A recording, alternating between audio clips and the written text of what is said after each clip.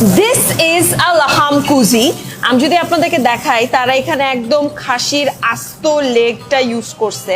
মানে this is so soft, মানে পুরাটা উঠাইতে গেলে ভেঙে যাবে আর কি। যাই হোক ভাই, এই প্ল্যাটারটার প্রাইস কত? 6500 টাকা। ভাই এত দাম কেন? এটা লাহাম কুজি তো এটা প্রাইসটা একটু বেশি হবে। মানে নাম ফ্যান্সি হলে আপনারা দাম বেশি দিয়ে দিবেন? নামের কারণে না, আমাদের মশলাটা সৌদি থেকে আনা হয়েছে, এই জন্য কস্টিংটা বেশি করে আমাদের। আচ্ছা, এখানে যে আপনারা খাসির আস্ত লেগটা ইউজ করছেন, এখানে কয় কেজি মাংস আছে? এখানে 2.5 কেজি। 2.5 কেজি মাংস। আচ্ছা, এখানে আর কি কি ইউজ করা হয়েছে যে কারণে আপনাদের এত দাম?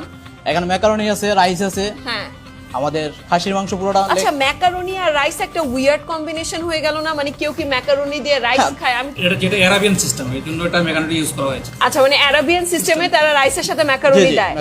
ভাই এখানে কি আপনার মাংসটা দম দিয়ে রান্না করা হয় নাকি আপনারা মাংসটা আলাদা বসায় দিচ্ছেন? আলাদা আগে দম দেওয়া হয়, তারপর রাইসের সাথে একসাথে দম